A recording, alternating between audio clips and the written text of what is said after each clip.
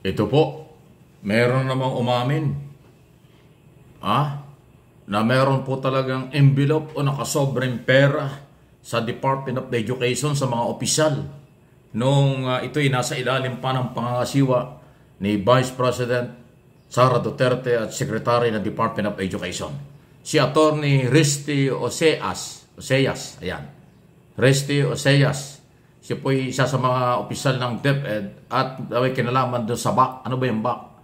Yun yung award committee tungkol sa mga bidding.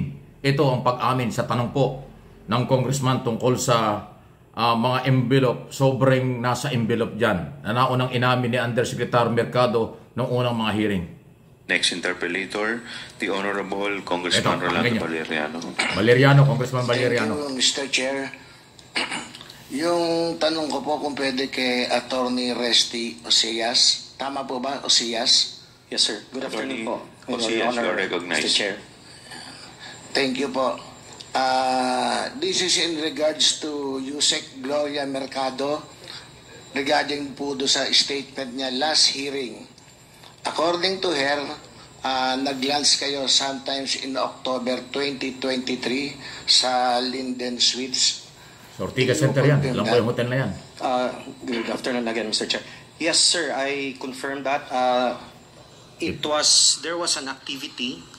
I think it was a training on ayan o, si Attorney. And I'm just not quite sure about the date, but there was such an activity. October. October, sir. October. Yes. Apat yata kayo. The two is in DepEd consultant. Tama po? Initially, sir, we were not just four. We were a group, including our staff. And then, but we were in one long table. And yes, with two others, me, Yusek Lo, and some other staff, sir. And during that meeting, according to Yusek Gloria Mercado, nung last hearing po, nilapitan daw siya ni Asik Munsayak at nagsabing mag-usap-usap na lang kayo tungkol sa bidding para sa DepEd Computerization Program for 2022.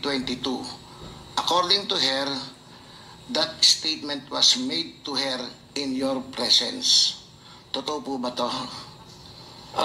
I recall in that meeting that then ASEC Reynolds Please answer. Yes, sorry. Please be responsive to the question. Yes, sir. So, totoo po. Sa pagkakaalala niyo po, anong sinabi talaga, yung talagang salita ni Asik Musayat? Ano po ang naintindihan niyo ron? ASEC, we were discussing, I think it was about the utilization of the funds for the procurement, sir. Yeah. Bidding, tungkol sa bidding. It was procurement. A discussion like there was something like there is a need to be able to utilize the funds immediately. And there was some kind of a remark that, something like maybe pwede naman lang pag-usapan ng kung paano maayos, basta importante ma-utilize yung fund because the fund for the procurement was about to lapse in December of 2023. I understand this fund was 2022, sir. By the way, sir, just for purposes of background, I was quite new in the department. I just joined the department sometime in January of this year. So, bago lang po kayo lang. Yes, sir. At that time, you were already familiar with Mr. Munsayak. Kilala niyo na po siya as Assistant Secretary? If I recall it right, I was former HR Director, sir. Yeah. So, if I recall it right, Asek Munsayak was, the appointment of Asek Munsayak was, I think, October 1st of 2023.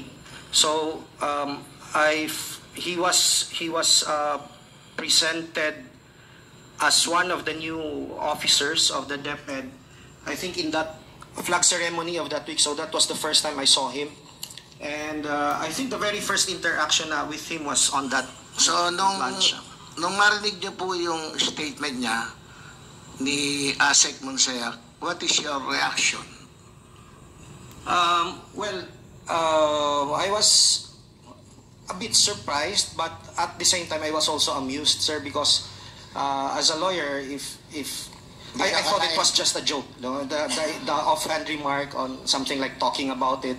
I thought it was some kind of a joke. It was just nothing. I didn't Biro really lang, mind biro it lang, that gano'n? much. Thank you. Yes, sir. So, Mr. Chair, mukhang totoo nga na may naging pahayag si Mr. Monseac kung saan sinabi niya kay Yusek Gloria na noong panahon na yon as head of procuring entity na siyang nagre-review ng dokumento ng mga bidders, pinagsabihan niya nga na ituloy na lang. At kung saan hindi tinanggap ni Yusek Gloria yung mungkahi na yon at dapat masunod yung tamang proseso. Nakakapagtaka lang, Mr. Chair, na sa bidding. si ASEC ay head ng procurement at malapit na kaibigan ni BP Duterte na siya pang nagpahayag o nagpahiwatig sa isang head ng procuring entity at pati na rin sa harap ng isang back chairperson. Mr. Oseas, noong huling hearing, sinabi din po ni Yusek Mercado na kayo'y isang direktor sa DepEd. Totoo po ba ito? Yes, sir. I was the former, at that time, I was the direct report of Yusek Glo. I was under her strand as the director of HR. Kailan po kayo na-appoint? I was appointed January 12, I think, and then, but I reported January 17 of 2023, Your Honor. 2023? Yes, sir. Yeah. Ano po yung posisyon niyo talaga? Director 4 ho. Hanggang ilang director po pa? Director 6, 7? Hindi ho. Ang pinaka-highest ko na director is Director 4 ho. Sa Director 4. Director 4. Yan. Ano po yung responsibility ng Director 4? Depende ho sa assignment, Mr. Chair, Your Honor. Kayo po, Mr. Osias. Ano po? Yes, sir. My responsibility is primarily on HR, Human Resource and Organizational Development. So, kami po yung in charge ng mga programs natin with respect to teachers, and then the non-teaching personnel, and then yung kami rin po ang in charge doon sa organizational effectiveness and the benefits that we can probably give our teachers so through our offices. Aside from that position, meron pa ho ba kayong ibang hinawakan sa DepEd? Well, sometime November of 2023. Director po ito ng Department of I was Education sa Office of the Vice chair President and Secretary ng panahon BAC 6, yan. BAC 6 is the early procurement activity. Ayun. Procurement, sa bidding. Yan, yes, BAC ang tawag yan. Award. Sige, na-mention niyo po na BAC member noong panahon na yon. Sino po ang BAC chair at that time? Sir, noong November, BAC chair ho ako. Naging BAC chair ho ako ng BAC 6. Ng BAC 6 ho. Yung BAC 6. But, yun ho. So sa bidding, yan, naging chairman siya. Hindi ba po pagka ganyang malaking government agency, especially yung DepEd, sometimes maraming mga box assigned for the procurement of particular category. In the BAC that you specifically belong, ano pong mga bagay yung procurement ang kailangang dumaan sa inyo?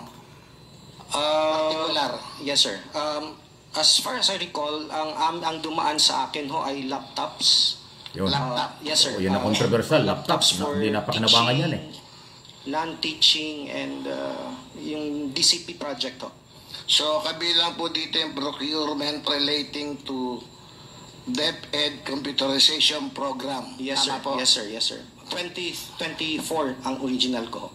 Noong BAC member kayo, naging party po ba kayo ng October and December 2023 bids for the DCP? Yes, sir. I was also, before the 2024, before the November designation as BAC chair, I was also part of mga bidding, dami talagang pera dyan. DCP 2022, which was bidded in 2023. Yes, sir. Na-mention nyo rin po na naging BAC chairperson. Kailan kayo naging chairperson po ng BAC? I think if I'm not mistaken, around November na po ng 2023. November ng 2023. Or is it December? Something November or December, sir. Kasi my memory is not... Chairman siya ng BAC. Narinig pa po yung mga project Vision na Award as Committee. BAC chair? Yes, sir. Originally, since I was handling the BAC 6, it is supposed to be the early procurement activity BAC, no? The BAC in charge for early procurement activity. So, kasama ho, yung nare-recall ko is the DCP project for 2024 ho sana. For 2024 DCP project. And laptop for teachers, laptop for non-teaching personnel. Ganun ho yung aking nare-recall na So, up to now po, are you still working with DepEd bilang director at back chair? Not anymore as back chair, sir, but I am still working with DepEd. Yes, but I am no longer connected with the HR. I have been reassigned under the new administration. I have been reassigned to the office of the Undersecretary for Procurement. So, pwede kong sabihin, ranking official pa rin kayo ng DepEd? In terms of the fact that I am an Sa appointed procurement pa rin director, siya. sir, yes. Yeah. And you play an important role kasi kayo parte ng back before, di po ba? That oversees yung DCP, yung computerization. A flagship program of the DepEd. Is that correct? Yes, sir. As far as I am concerned at that time, yes, sir. Tanong lang po, would you also receive envelopes from Ms. Shine envelope na. Parang ikinuwento ni Yusek Mercado, envelope containing cash. All right, Your Honor, Mr. Chair, no, I must be candid about this. I must say I did, but I didn't know because I was new in the department. I thought it was a practice of the department. So, I thought, nakatanggap siya. you know, the very first time I encountered that matter, sir, was sometime in April of 2023. I didn't know I was summoned to the office of ASEC Shine, and then I was given an envelope. Ayan na. And siya. it was later on I found out that there was money in it, but it was not because I was a back member or whatever yet. Paano ka bibigyan ng ganon kung wala? Last hearing, sabi ni Yusek Mercado, kung natatandaan ko, 9 envelopes yung natanggap niya, amounting to 50,000 each. Sa inyo pong pagkakaalala, hanggang kailan kayo nakatanggap na envelope? Ilan? It started April. I think it was until September of that year. April to September. Yes, sir. But if I recall it right, I was only summoned about 4 times to the office. 4 times? Yes. Up to September 2023? Yes, sir. So yung last quarter po, wala na kayo natanggap? Wala na po. So in other words, wala na kayong envelope na natanggap ng 4th quarter ng 2023. Tama po? Yes, sir. Mukhang sumakto Sa panahon na hindi na ginamit ng DepEd yung confidential fund for the last quarter, nang pumuputok na issue ng confidential fund. Anyway, Mr. Osias, Ayan I po. think this was... Na-establish na naman. Hindi lang si Undersecretary Mercado yung unang humarap dun sa hearing na umamin siya ay nakatanggap ng siyam na sobre na nakakalaga ng 50,000 each at 450,000 noong panahon ni Secretary Vice President Sara Duterte. Ito, si Director Resty Oseas, tungkol dun sa bidding, tumatatanggap din ng ganun sobre. So talagang matindi ang korupsyon pala ng mga panahon yon. At sabi nga ni Congressman Barillano, sinasabing eksakto dun sa hinahanap na confidential fund. Kung saan ginamit. Mukhang yan ang pinamimigay na pera. Nako, naloko na. Meron ho talagang korupsyon nangyari sa DepEd. Nabuti nilang po at merong good government and public accountability na nagsusuri. At dapat lang yan dahil again, pinanindigan natin, pera ng bayan dapat pinapangalagaan. Pera ng bayan hindi dapat pinamimigay kung kani-kanino. Dapat ginagastos ng tama dahil yan ay pinaghirapan, buwis ng mamamayang Pilipino kasama ang mga OFW. Ayan po yan. Naku, talagang hindi na maitago ang maituturing natin sa aking opinion, korupsyon sa Department of Education noong mga panahong yon.